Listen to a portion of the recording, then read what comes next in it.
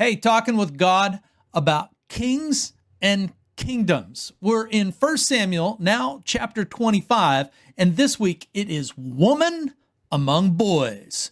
Come on in, let's check it out.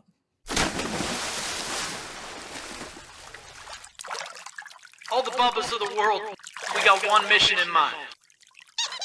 Hey, welcome to the Biblical Channel. Always glad somebody's showing up at the Biblical Channel. We are absolutely convinced that there's nothing on the planet like the book, the good book that God has given us as a storyline to hang our hat on, to wring the chamois of our life out on.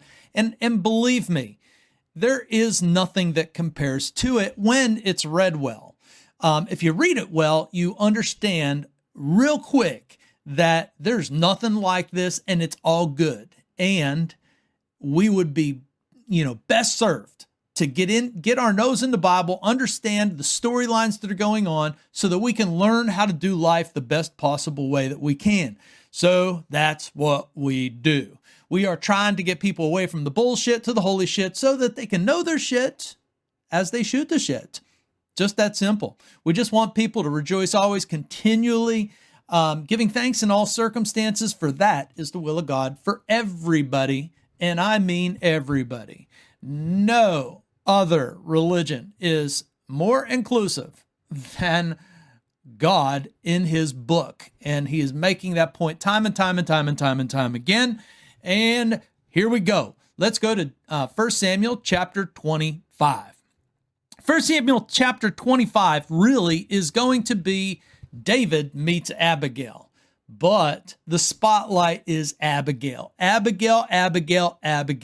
She is a woman, and she is among boys. Abigail has a crappy husband, and the boy, the man she meets, David, well, both him and her husband are going to act like childish boys. And she is going to be the spotlight of the Bible. So anybody that tells you that the Bible is misogynistic and does not elevate women is absolutely not a Bible reader. Because here is yet again, like Mary, and remember, Mary, teaches us that our soul ought to magnify the Lord, that her spirit rejoices in God, her Savior, just like ours should. And she is imitating Hannah, another great woman of the past. Hannah, we have, seen already as the mother of Samuel, the prophet. These women, Deborah, the women in the Bible get featured most of the time as being, let's be honest, smarter than the boys. The boys are boys. And it doesn't take any convincing to realize that the woes that this planet has been in through time and space, meaning history, have come at the hands of boys. Boys who are in the shape of men who just simply behave badly, they're harsh, and they're childish in their thinking.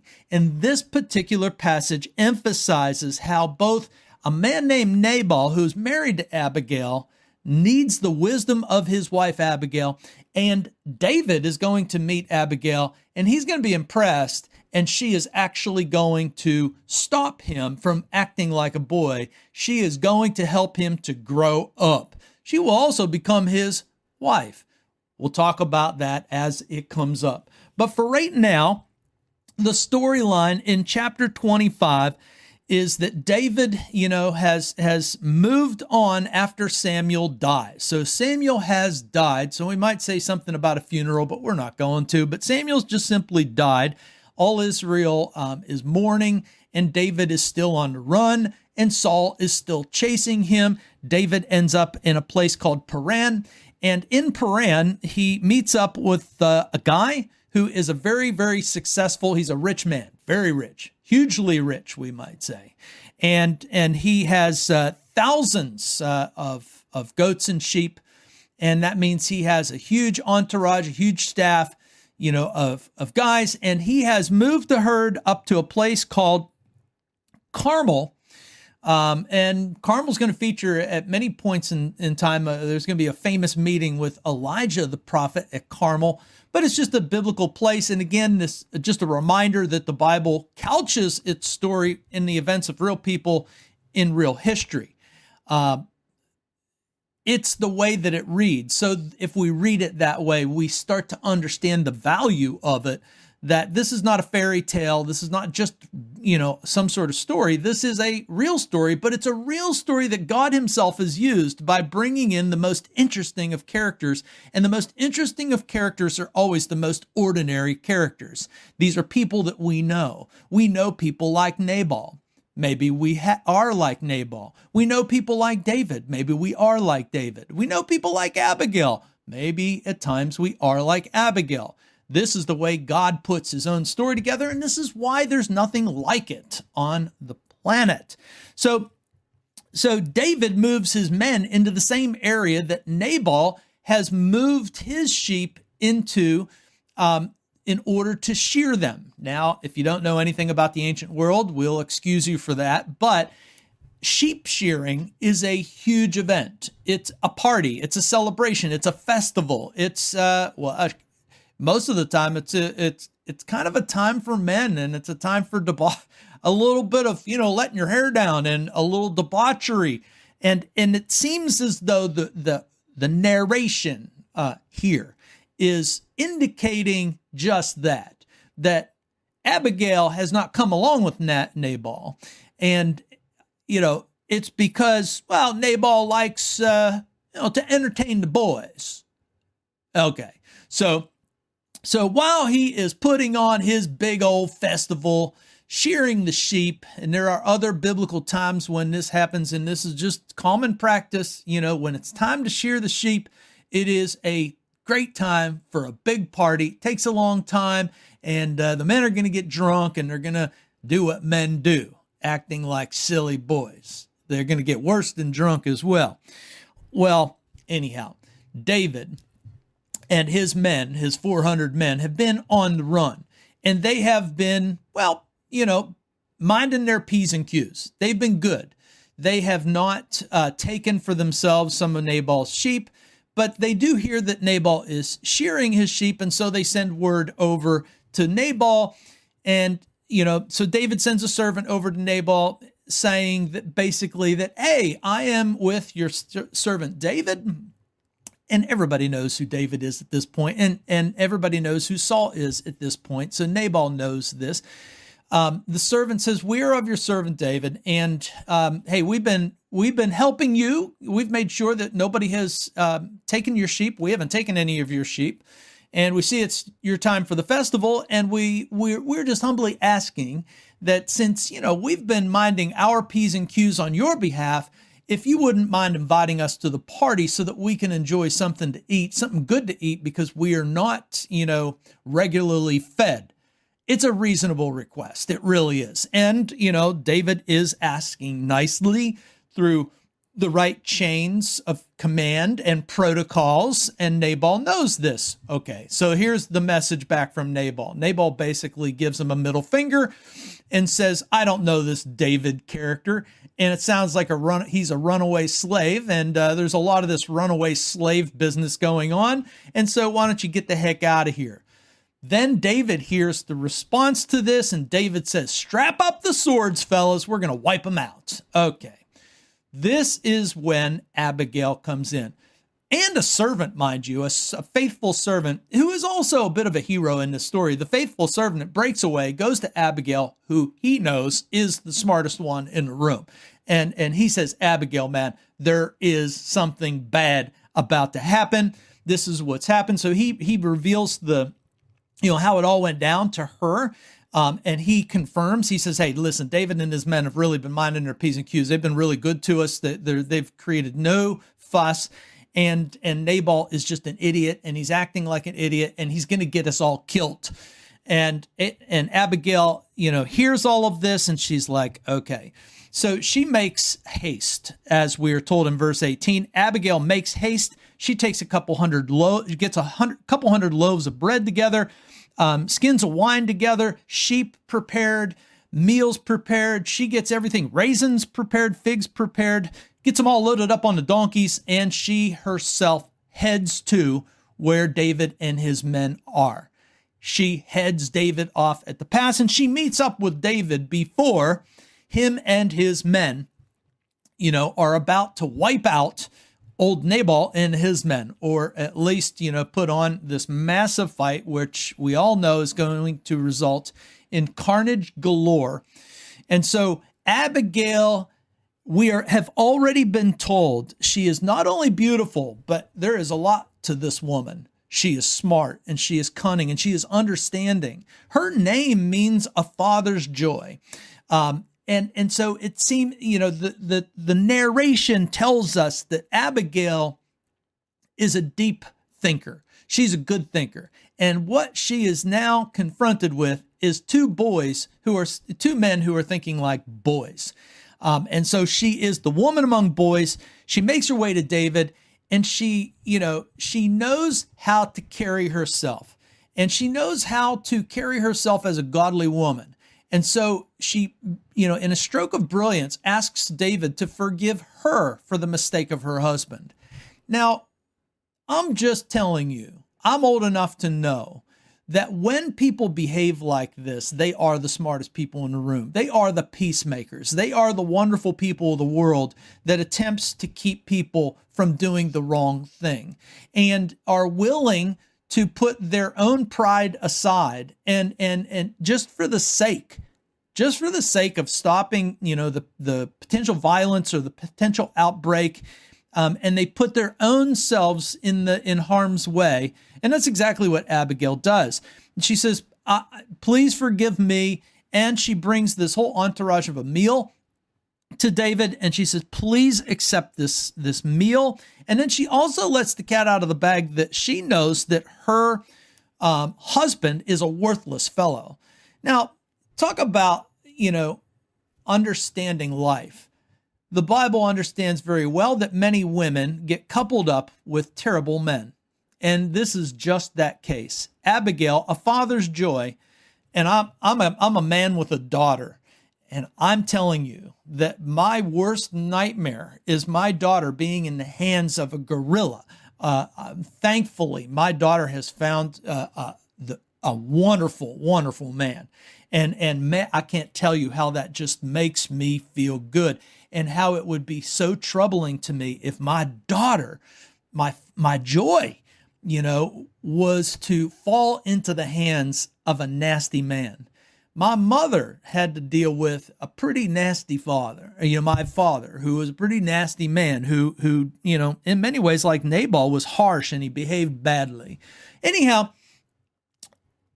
it is Abigail who knows her husband well, and she simply says, yes, his folly is within him. Please accept this. Do not do what you're about to do.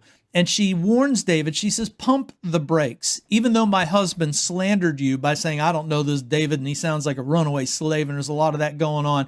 She says, I know who you are.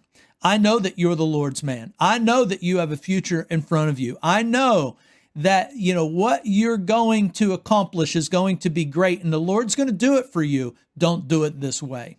Do not be, and we have to remember where we just came from. We just came from the harshness and the cruelty and the badly behaved Saul, who, when he was hurt or when his emotions got in the way of trying to capture David, he actually had executed by a dastardly man named Doge.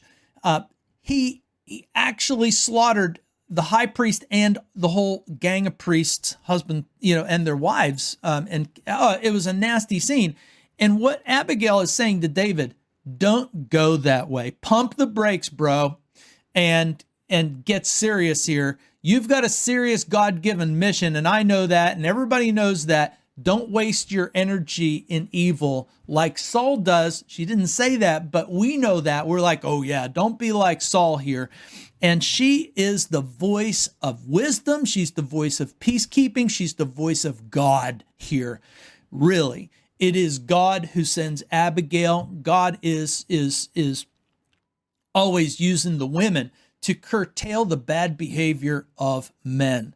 And it is men who behave like boys and get the whole world in trouble, and into wars and all kinds of, strange events because they cannot control their emotions.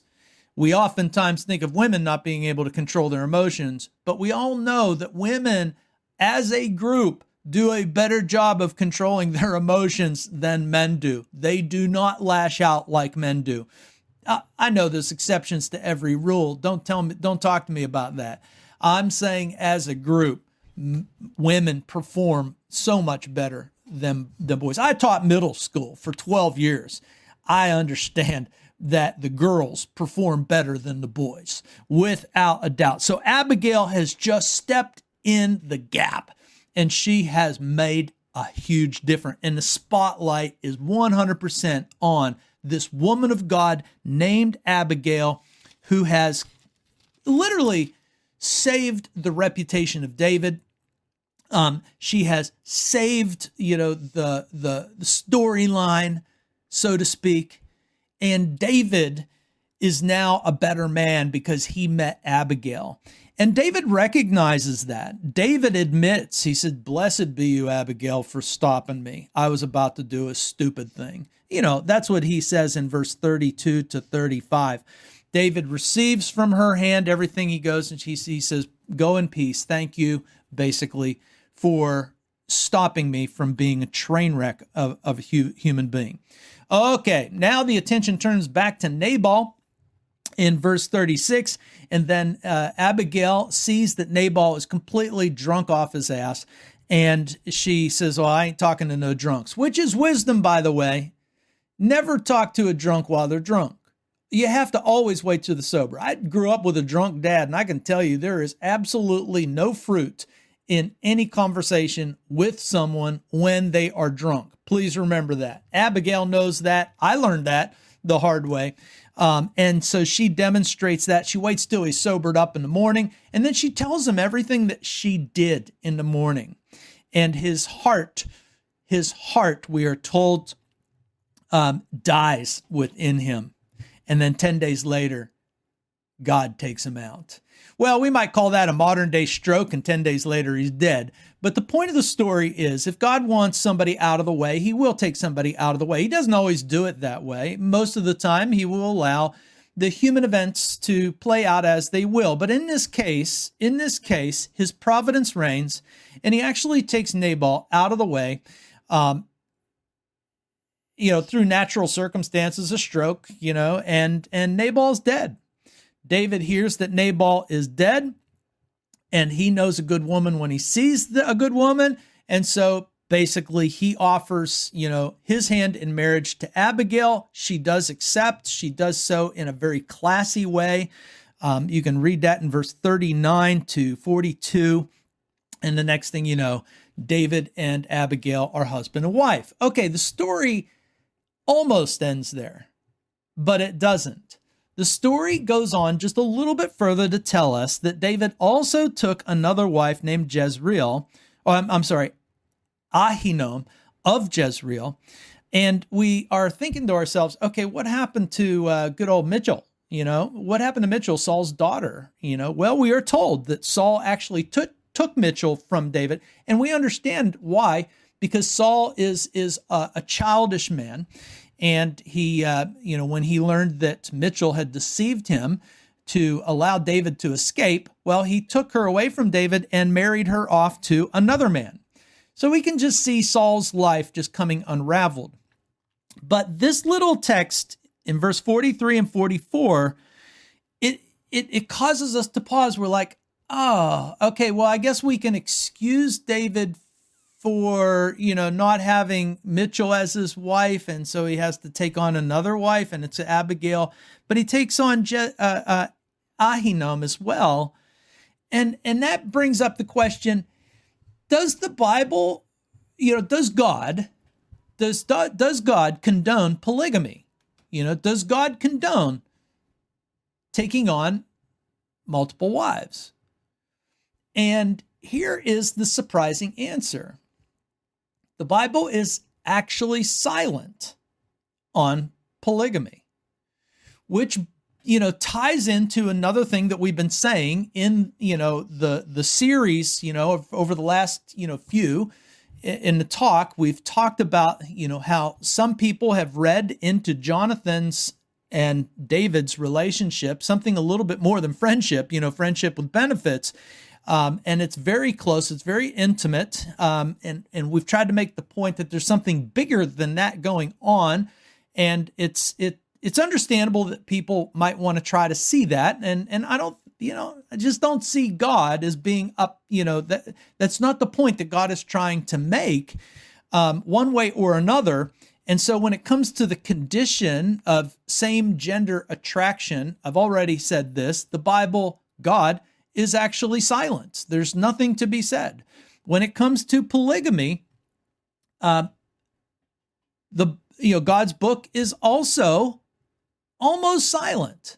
And when I say almost silent, what I mean is that there is one text that Moses gives for the time when Israel would adopt a king. And when Israel adopts a king or has a king, that king is specifically told absolutely not when it comes to multiple wives.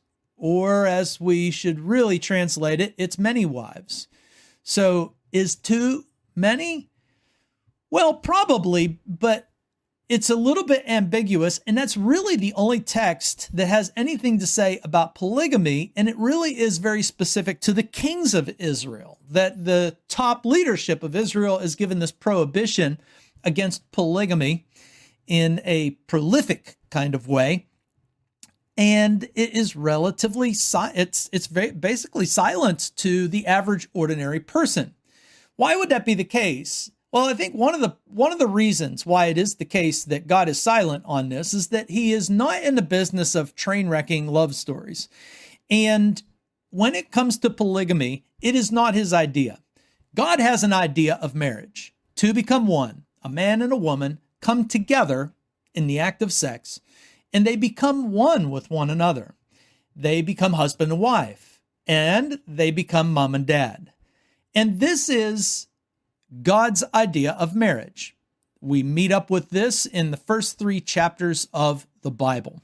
And it's a very beautiful thing. And I've already mentioned in another talk that no matter what conversation we are having, we have to keep the standard or normal or regular man and a woman coming together in sex to become man and wife, and then to become mom and dad as the most special thing on the planet. And it is the most special because this is what God has in mind for the planet, that there would be a multiplication of godly families filling the planet, that every child would have a mom and a dad, which is biologically still the only way it can be done, that every child has a mom and a dad who actually love each other, who are committed in love and loyalty to one another. And, then they go on and replicate the storyline. Now, we also know that, it is a broken world that we live in. And God tells us that the world that we live in is a broken world.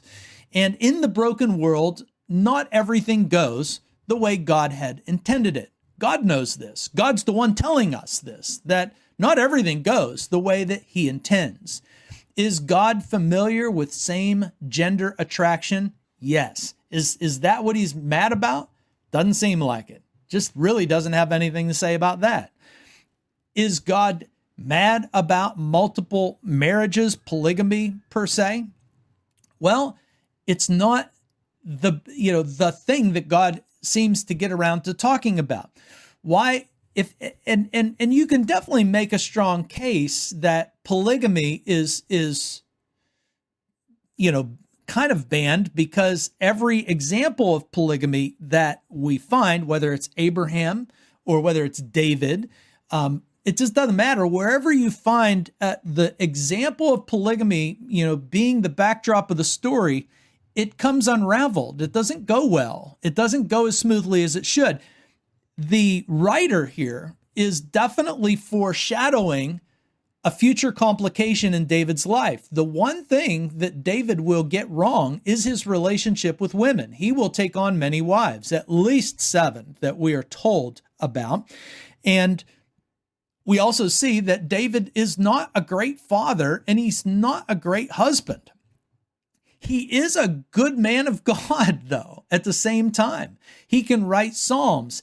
He can be a good king. He can, demonstrate, a lot of other things about a good godly relationship, a covenant relationship with Jonathan. Yes. I mean, there are many, many good things about David, but he's not a perfect character. And so therefore he's not the one that we are waiting for, because he is just not the perfect character. And so we see that in, David's life, what's going to actually work against him is his inability to get marriage correct. So I think this, actually sheds light on how we should be thinking about same gender attraction. Marriage, if you say, 2 people of the same gender who decide to partner together for the rest of their lives, in an imitation of what we know as, a man and a woman doing that. Is God fuming about this? It just doesn't seem like it because he doesn't talk about it. And when it comes to, polygamy, you could make the case that, but God never says that the multiple marriage thing should become undone. He doesn't tell Abraham to get, what am I trying to say? What I'm trying to say is that it would be an absolute travesty if upon becoming godly, that meant that you got rid of the people that you promised to take care of. And so God is not in that business. If you promise to take care of somebody, then keep going and take care of them. If you have multiple marriages, well, take it seriously. Take it very seriously. Now, polygamy is not something that we have to deal with today, but I do think it sheds light on our understanding of what we might categorize as neo-marriages, modern marriages, man-made marriages, man's idea of how to, pursue life in general. Is God against all things that are man-made? No. But we have to have one thing in mind. Are we glorifying God in the decisions that we're making? So yes, God has a lot to say about the inappropriate man's use of sex. Man uses sex in religion. Man uses sex in politics. Man uses sex in power. Man uses sex in recreation. Man uses sex in all kinds of bad ways.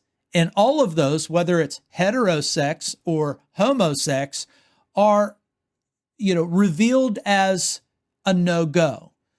That stop all misuses of sexuality. But the Bible is no harder on homosex than he is heterosex when it's, being misused and out of context, especially being used for politics, religion, power struggle, power movements, climbing the ladder, all that kind of stuff, and just simple recreation debauchery. All groups are told to get your sexuality under control and under the umbrella of loving God. That's always the key here. So, just because David takes on multiple wives does not mean that the Bible condones polygamy. And, we will see in David's story that it's his taking on of multiple wives that is his weak link. And he never seems to get how to make himself a loyal partner to his wife. So I would say this, as a man, get yourself a good woman and commit yourself loyally to the people in your life and under the umbrella of your love for God. And always have the humility that David himself demonstrates to us to always be willing to be corrected and always to understand that the love of God is what shapes and directs our lives. And so here is our text. Abigail, the woman of God who is among boys, who straightens these boys out with her wisdom. And we should be doing the same with the world around us. Well, there we go. Hopefully that was helpful. See you next time.